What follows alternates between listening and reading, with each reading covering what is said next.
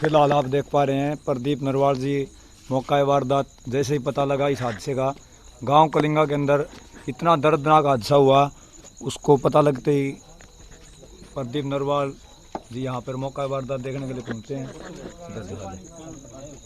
इस साइड कर ले।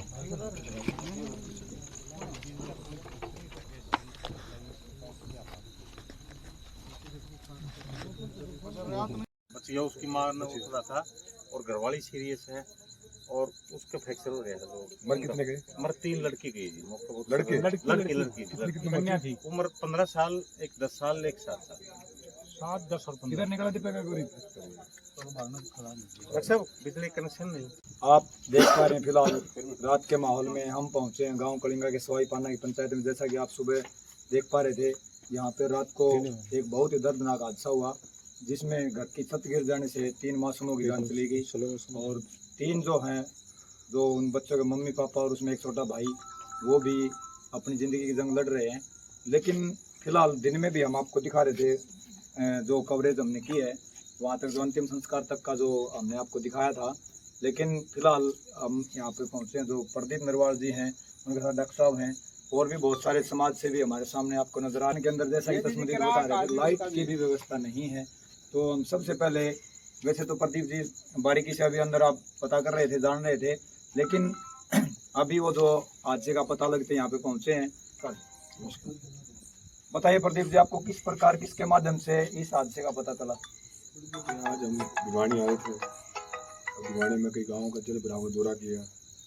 हमारे जिला शहरी प्रधान प्रदीप, हमारे साथ हमारे बहुत ही वरिष्ठ कांग्रेस नेता डॉक्टर पप्पू जी, हमारे वरिष्ठ कांग्रेस नेता उमेश भारद्वाज जी, हमारे पूर्व जिला पार्षद रही कांग्रेस नेता हमारी बहन रेणु बाला जी, सभी लोग यहाँ पहुँचे हैं, चेयरमैन साहब यहाँ पहुँचे हैं।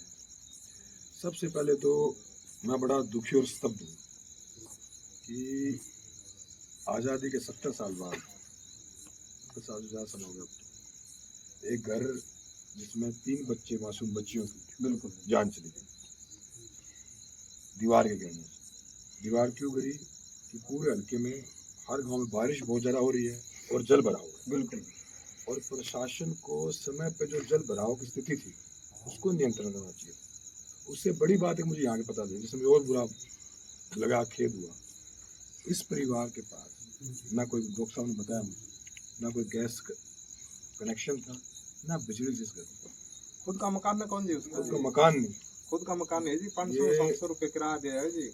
बीजेपी कहते डीएससी समाज धानक समाज का व्यक्ति था, बिल्कुल परिवार है जिसको बीजेपी इतने सालों बाद ये सवाल निशान सबके ऊपर, मेरे ऊपर भी है, बिल्कुल हर पार्टी के, हमारे ऊपर, खुद के ऊपर भी लगता है। 11 साल से 11वां साल है बीजेपी सरकार में। क्या एक सर्वे करके ये देख सकते किस घर में बिजली नहीं है, किस घर में प्रॉपर छत नहीं, देखो कि कच्चा घर है बिल्कुल। प्रदीप जी, एक बार बीच में आपको रोकना चाहूँगा। जैसे कि दिन में हमने एक सेक्रेटरी से बात की, जो यहाँ का पंचायत सेक्रेटरी है, तो वो बोल रहा था कि ये मकान जो है वो पास हो रखा है। तो उन्होंने उनसे मैंने क्वेश्चन किया था कि पास हो रखा है, डॉक्यूमेंट्स में हो रखा है, लेकिन जायजा हालात जो लिया गया है तो पास होने से क्या होगा?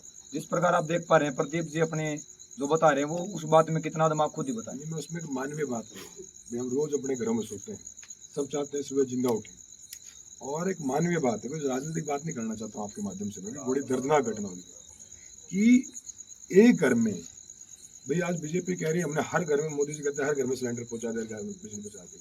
हरियाणा से बहुत ही विकसित राज्यों में काउंट होता है, और हरियाणा में कलंगा जो गाँव है, रोहतक से कितना दूर है, भिवानी से कितना दूर, बीच का एक गाँव की क्या हालात है। हम लोग सारे कांग्रेस के लोग यहाँ आए हैं, राजनीति दल अपनी जगह है, सबसे बड़ी जो चोट की बात है वो मानवता की। ये आपको मैं प्रदीप जी, आपको मैं एक चीज याद दिलाना चाहूंगा, ये जो हादसा आप देख पा रहे हैं, इस प्रकार का हादसा यदि यही हालात रहे तो गांव की मैंने लगभग सर्वे की हुई है, 10 जगह और होने की संभावना। सरकार को देखो, ये इतना दर्दनाक हादसा है, सीख लेनी पड़ेगी। जितने जवान मौत हो गए डॉक्टर साहब, उसको क्या ही परिवार में क्या बचा है? अब एक परिवार उजड़ गया, किसी और के परिवार न उजड़ गया। जो इतनी एक दर्दनाक घटना हुई, ऐसी घटना भविष्य में ना हो। भाजपा सरकार से विनती करता हूँ कि आप लोग सर्वे कराइए, पता करिए किस घर में लाइट नहीं, किस में बिजली नहीं है। नरेंद्र मोदी के भाषण में सुनाइए, सिर्फ सैनी साहब के भाषण में सुनाइए, सर्वे कराइए, उनको लोगों को सुविधाएं दीजिए मूलभूत। यार हर व्यक्ति का अधिकार है कि उसको रोटी मिले 2 वक्त की, हर व्यक्ति का अधिकार है कि उसको बिजली मिले, हर व्यक्ति का अधिकार है उसके बच्चे पढ़ पाए। क्या ना स्कूल की व्यवस्था है। तेलंगाना गाँव पिछली बार हम आए थे, स्कूल के इतने बुरे हाल हैं, तो चुनाव के टाइम पे उसके बाद भी देखे स्कूल में मास्टर आप कभी दिन में दौरा करके देखो, फिलहाल भी पानी इतना है। दिन में बता रहा हूँ, मतलब रात का टाइम है, रात को आगे हम तो गांव हमारा, तो एक मानवता के नाते बहुत ही बड़ी घटना हुई है और मैं तो स्तब्ध हूँ और दुखी है, मेरा दिल बहुत दुखी इस बात से कि बहुत ही बुरा हुआ। और सारे लोगों को इसे सीख लेनी चाहिए और बीजेपी को लीपापोती छोड़ के हमारी सरकार होती तब भी मैं ये बात कहता हूँ बिल्कुल सही कि राजनीतिक दलों से ऊपर उठ के, राजनीति से ऊपर उठ के बात है, गरीब आदमी का इस तरह मरना हमारे लिए शर्म की बात है, इस देश के लोकतंत्र के लिए शर्म की बात है। तो प्रदीप जी, आपके साथ बहुत सारे जो हल्का भवानी खेड़ा के वैसे भी आप बहुत बड़ी कांग्रेस की जो आपके पास पद है उससे जुड़े हुए हैं, तो आप क्या इसके माध्यम से, हमारे चैनल के माध्यम से मान ले, आप सोशल मीडिया के माध्यम से मान ले, इस परिवार के लिए किस प्रकार की मदद का ऐलान कर सकते हैं? अभी मैं यहाँ घटना का मैं जायजा लिया, परिवार से मिलूंगा, परिवार अंदर बैठे हैं लोग, घर इनके पास था ही नहीं, अंदर भाई जी वहाँ घर पे बैठे हैं, बिल्कुल परिवार से मिलूंगा और फिर उनसे बात करेंगे, क्योंकि जितना दर्दनाक उसमें क्या ही मांग करूँगा, इंसानों के जीवन चला गया, पूरा परिवार बर्बाद हो गया, क्या मांग करने को रह गया। सरकार को सीख लेनी चाहिए और इस परिवार को, भाई सरकार जो घर ही नहीं को, हमारा बेसिक राइट है, तो घर हो सबके पास, अच्छा, और जो उचित सूच मुआवजा हो तो परिवार से बात करूंगा और जो परिवार तय करेगा। एक के कांग्रेस का कार्यकर्ता हमारे प्रधान बुलिया साहब भी आए हैं, डॉक्टर पप्पू साहब हमारे बहुत वर्ष कांग्रेस नेता है, रेणु सब रेणु बाला हैं, सब लोग आए, सब मिलकर इस परिवार के लिए संघर्ष करेंगे और ये जाति हुई, ये न्याय नहीं, बिल्कुल न्याय के लिए लड़ेंगे। और आप में कोई भी साथी अपनी बात रखना चाहे, आप लोगों की बात बन रखिए। धन्यवाद प्रदीप जी। नमस्कार जी, जो प्रदीप सर के साथ आए हैं उनसे हम जानेंगे कि आप किस प्रकार, किस एंगल से देखते हैं हादसे। देखिए, सबसे पहले इतना दर्दनाक हादसा जो ये हुआ है, तो हम परम पिता परमात्मा से प्रार्थना करते हैं कि 3 जो बच्चियां जिनकी जान चली गई, भगवान उनको अपने चरणों में स्थान दे। और मैं आपके माध्यम से बताना चाहूँगा, अभी आप भी थे उस दिन, पिछले कुछ दिनों पहले प्रदीप नरवाल जी, सांसद हमारे दीपेंद्र हुड्डा जी और जयप्रकाश जी जो हिसार से सांसद है, ये तीनों नेता हम सब थे वहाँ, भवानी खेड़ा के कई गांवों का दौरा करा।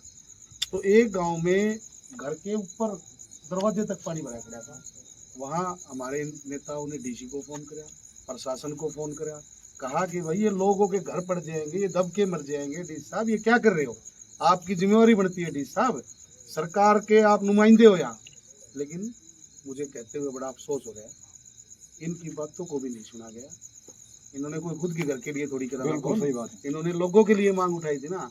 अब ये 3 बच्चियां जो एक्सपायर होगी, ये जिंदगियां चली गई, गांव है कलंगा खरक, ये हमारे सारे, इनकी सहानुभूति है, हमारी भी सारों की सहानुभूति है। लेकिन ये हादसा मैं आपको अभी कहता हूँ, अब भी प्रशासन अगर नहीं जागया ना, सरकार नहीं जागी, ये और होंगे हादसे, पानी लोगों के घर तो मैं आपको बता रहा हूँ, कम से कम 10 हादसे और ये और होंगे। मैं आपके माध्यम से कहना चाहता हूँ सरकार को और प्रशासन को, आप इसको रोको।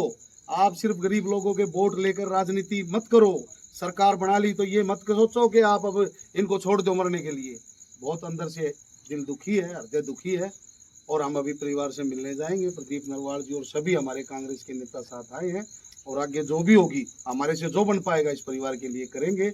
लेकिन सरकार से हम ये मांग करते हैं कि आप अब भी गहरी नींद में सो रहे हो, ये और कोई लोग मर जाएंगे, किसी घर पर जाएंगे, आप जाग जाओ नींद से और जल्दी पानी निकालो, और जिसके पास घर नहीं उसको घर दो। मैं आपके माध्यम से यही कहना चाहूँ। धन्यवाद सर। एक चीज और मैं ऐड कर रहा हूँ जी प्रदीप जी, फाइनल बात बताऊँ कि मोटी बात है कि कोई यहाँ पे लोग साहब कोई आया, बीजेपी का एमएलए वगैरह आया यहाँ पे? नहीं, उसके भाई आए थे दिन में प्रदीप जी, लेकिन वो भी मतलब है वो आपको मैं दिखा, वीडियो में देख लेना आप, वो अंतिम यात्रा के अंदर तक नहीं गए क्योंकि पानी था बीच में। वो वीडियो में साथ में चला भी दूंगा, वो वीडियो भी एडिट करके डाली नहीं है। बस आखिरी में एक बात कहना चाह रहा हूँ, ये गरीब व्यक्ति किसी भी जात का, किसी बिरादरी का, पहली बात तो कांग्रेस पार्टी में उसके न्याय होना चाहिए, सबको घर मिलना चाहिए, सबको गैस कनेक्शन मिलना चाहिए, सबको बिजली मिलना चाहिए।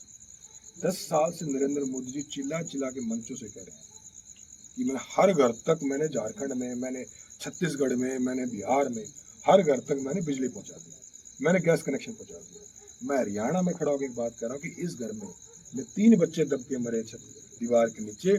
उस घर में ना बिजली कनेक्शन था बिल्कुल भी नहीं, और ना उस घर में गैस कनेक्शन था। और दूसरी बात, भाजपा ने डीएससी के नाम पर सरकार कहते हैं डीएससी एससी करते हैं। ये बेचारा दानक समाज का व्यक्ति था, आज इसको वोट नहीं चाहिए क्या? आपको वोट हो गया, सारा काम हो गया। इनके जीवन के साथ ये भाजपा की सरकार खेल रही है, सुधरना चाहिए। हम सब लोग दुखी भी हैं, शर्मिंदा भी, जिस समाज में हम रह रहे हैं उसमें कोई अपनी मजबूरी के चलते भी जान न गवाए। और मैं उन्होंने बात की भी बात कर रहा हूँ, पिछली बार मैं आया था तो हमने सबसे बात की, हमने कई जगह कहा कि पानी खड़ा है, लोगों के घर भी गिरेंगे। कल मैं बोल गया, वहाँ भी घर गिरा हुआ था किसी का।